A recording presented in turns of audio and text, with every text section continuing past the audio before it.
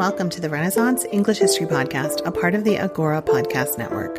I'm your host, Heather Tesco, and I'm a storyteller who makes history accessible because I believe it's a pathway to understanding who we are, our place in the universe, and being more deeply in touch with our own humanity. This is episode 130, and it's about the pregnancy of Anne Boleyn and the birth of Elizabeth I, which we celebrate each year on September the 7th.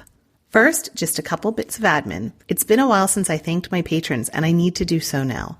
You all help me keep this show going, and I couldn't be more grateful to you. Thank you to Elizabeth, Kelly, Joanne, Lady Anne, Jessica, Kathy, Katie, Susan, Selene, Shandor, Ryan, Jurgen, Catherine, Ian, Wendy, Michael, Kara, Philip, Katie, Jim, Cynthia, Sarah, Al, Sharon, Helen, John, Empressa, Christine, Vicky, Kathy, John, Kimberly, Twyla, Shar, Delia, Kendra, Melissa, Andrea, Berta, Babette, Rebecca from Tudor's Dynasty, and Candace. If you would like to join this exclusive group of very intelligent people and get fun rewards like the Tudor Planner, books, and other goodies, go to patreon.com/englandcast for more details. And just a final reminder before we get started, I want to remind you about TudorCon, which is just about 5 weeks away. So for those of you who are procrastinators, who wait until the last minute to get your tickets and make plans and stuff, I am right there with you. I am a total procrastinator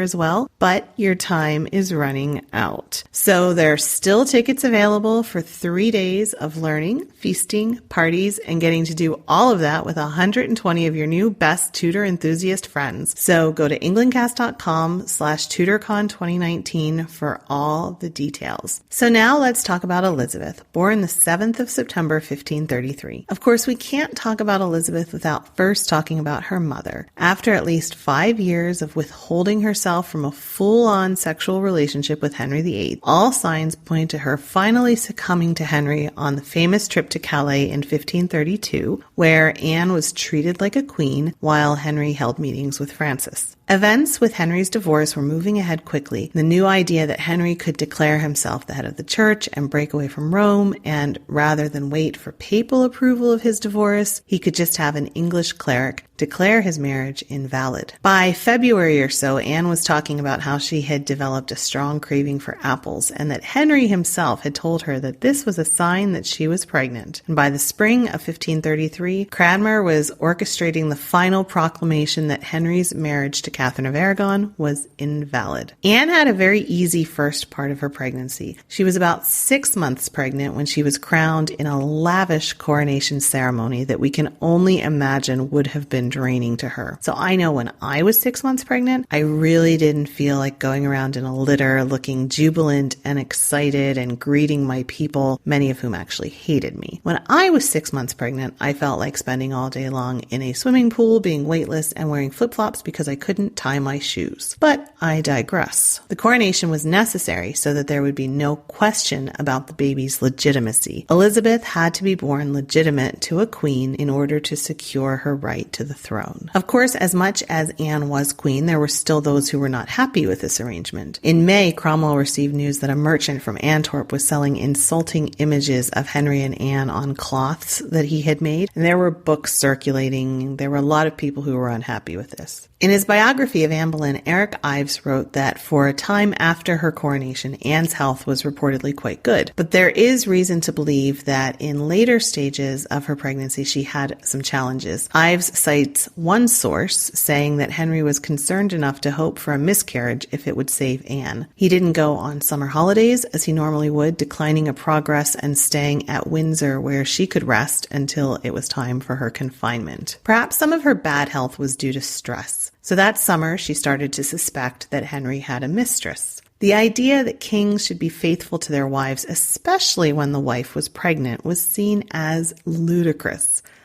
The wife was otherwise occupied growing a human. The king could go out and do as he wished. But Anne probably thought that though he was never faithful to Catherine during her pregnancy, things would be different for her. Famous last words of so many women around the world, no? It's going to be different with me. After all, she had reason to think this. He had been faithful during the entire courtship. But now that he was married and Anne was pregnant, things were different, and the rumors surfaced in the summer of 1533 that Henry was having an affair. The name of the woman with whom he was having said affair is unknown, but for Anne, this would have been seen as a threat.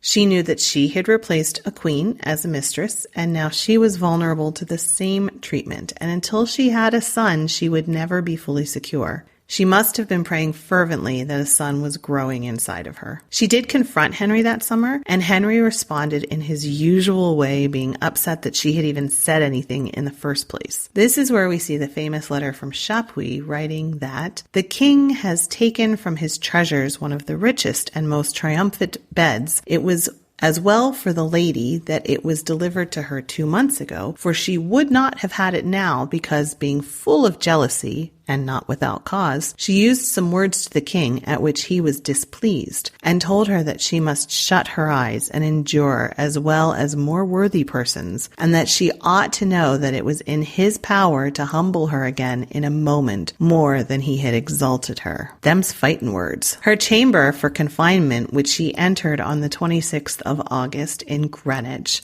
would have been shrouded in mystical and sacred femininity, part of the rituals of childbirth that went back millennia. One of the things that Henry VIII's grandmother, the amazing Lady Margaret Beaufort, is remembered for is that she codified many of the rules of court life, including that of confinements for queens.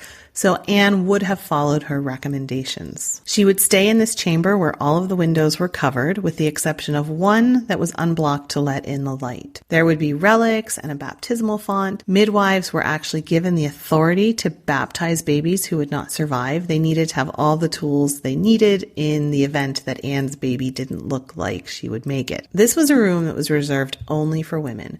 No male attendants could enter. They would have had tapestries hung that would have been depicting scenes of fertility. They would have had prayer books and beads to use during chants, and depictions of saints who would protect women in labor. As a side note, much of this actually fell away with the Reformation. I did an episode several years ago, 5-6 years ago, on pregnancy and childbirth in medieval and Renaissance England. It's interesting that one of the kind of side effects that you don't think about with the Reformation is that a lot of this chanting and prayers to the saints was actually made illegal. So women were legally not allowed to call out to anyone other than God to see them through childbirth. You couldn't call out to Mary or any saints, only God. Now, how much of this was enforced is doubtful in my mind. I would not want to be the magistrate charged with interrupting a full-on second stage labor to remind a mother not to pray to anyone other than God. That would be a bad scene. So I don't know how much it was actually enforced, but that was the rule.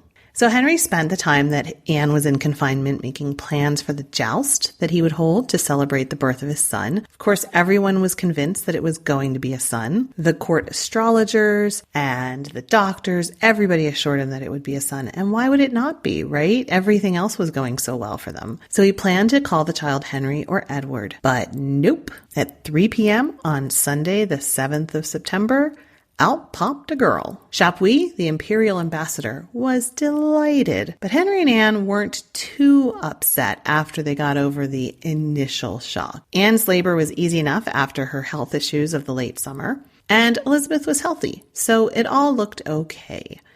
Henry canceled the jousts, but he had also done that with Mary's birth. And a herald did immediately announce the birth of Henry's first legitimate child, and a Te Deum was sung by the Chapel Royal at St. Paul's. Plans for christening were made for 3 days hence, where there would also be bonfires and free wine in London. As much as both parents were distraught by the sex of Elizabeth, at least they took comfort in the fact that the baby was healthy and that Anne was clearly fertile. And Anne actually considered naming the baby Mary as a blow to Princess Mary and Queen Catherine. The idea was that there would be 2 Princess Marys in England, with the new one having precedence over the old one. Imagine how insulting that would have been to Princess Mary. Anne and Henry sent out a birth announcement that read, It hath pleased the goodness of Almighty God in his infinite mercy and grace to send unto us at this time good speed in the deliverance and bringing forth of a princess. This was where they had to add the extra S because initially it just said prince. And they had to kind of pencil that in, which is kind of funny. To the great joy and inward comfort of my Lord, us, and all of the king's good and loving subjects. And Henry declared that Elizabeth was going to be the name after his mother, who was, of course, the Yorkist heiress who united England with her marriage to Henry Tudor. The christening took place on the 10th of September. Anne had originally asked Catherine to send her the christening gown, believing that it was property of the crown, but she was told that it was the personal property of Catherine, and Henry actually backed her up on that, which was amazing that Henry took Catherine's side, but he said, no, it's her personal property. So Anne made a new one. Sudley Castle has a christening gown on display, which they say may have been Elizabeth's, but there are some disputes and debates about that because the embroidery isn't completely accurate to the time period. The most thorough explanation of the christening we have is from Hall's Chronicle, and he writes, the 7th of September being Sunday between 3 and 4 of the clock at afternoon, the Queen was delivered of a fair lady, for whose good deliverance Te Deum was sung incontinently, and a great preparation was made for the christening. The mayor and his brethren and 40 of the chief citizens were commanded to be at the christening the Wednesday following, upon which day the mayor, Sir Stephen Peacock, in a gown of crimson velvet, and the aldermen in scarlet with collars and chains, and all the council of the city with them, took their barge at 1 of the clock, and the citizens had another barge, and so rode to Greenwich, where many lords, knights, and gentlemen assembled. The friars' church was also hanged with rich arras, and the font was of silver, and stood in the midst of the church 3 steps high, which was covered with a fine cloth. And divers gentlemen with aprons and towels about their neck gave attendance about it, that no filth should come to the font. So there were people waiting around with aprons and towels to make sure that no dirt came to the font. Over it hung a square canopy of crimson satin, fringed with gold. And between the choir and the body of the church was a close place with a pan of fire to make the child ready in. So they made a special little room for Elizabeth to warm up in before and after the baptism, because you can't have the royal princess being cold during the baptism.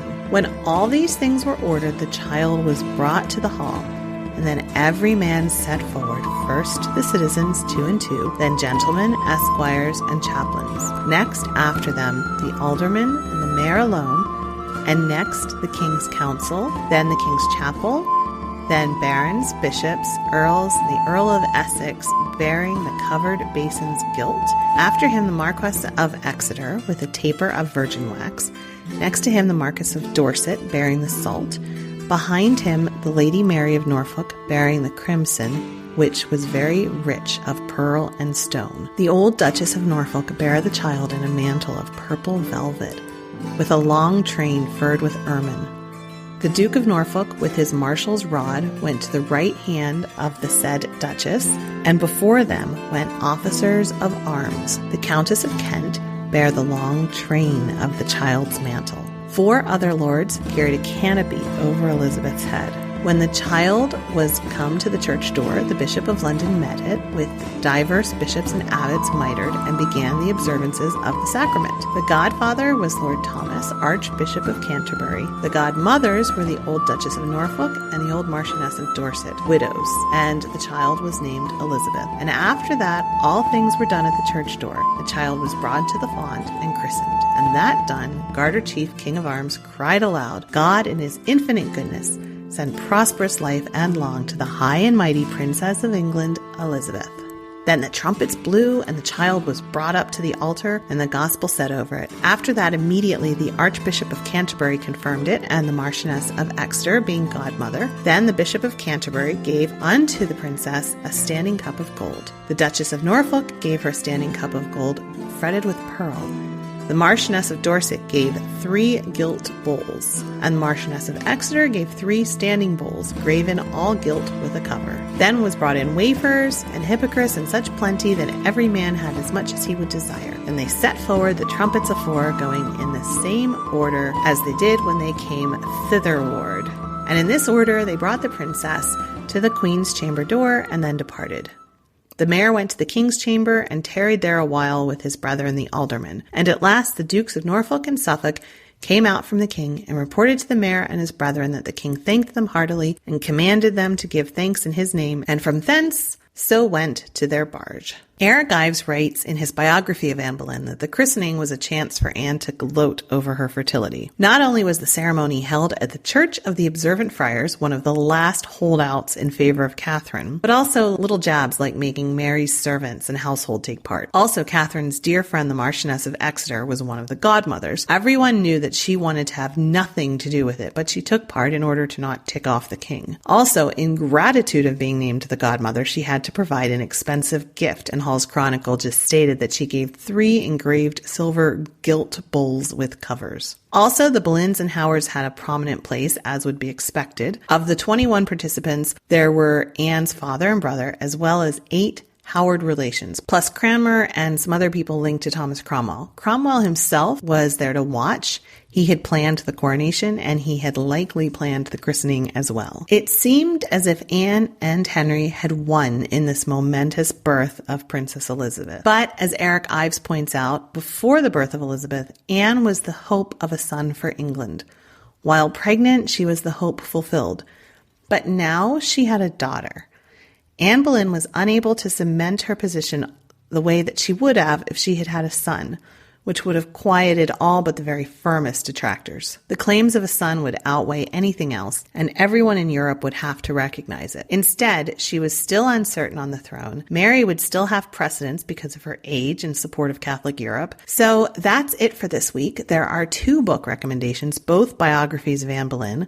Of course, the seminal one by Eric Ives, and a shorter, a little bit more digestible one from Elizabeth Norton. Links to buy are on the Englandcast website at englandcast.com/ElizabethBirth. englandcast.com/ElizabethBirth. Remember to get your TutorCon tickets for all the procrastinators out there. englandcast.com/TutorCon 2019. I cannot wait to see you in October. You can get in touch with me through the listener support line at 801-6-TESCO or through Twitter at Tesco or Facebook.com/EnglandCast. I'll be back in about 2 more weeks with a special listener request episode on inventions during the Tudor period.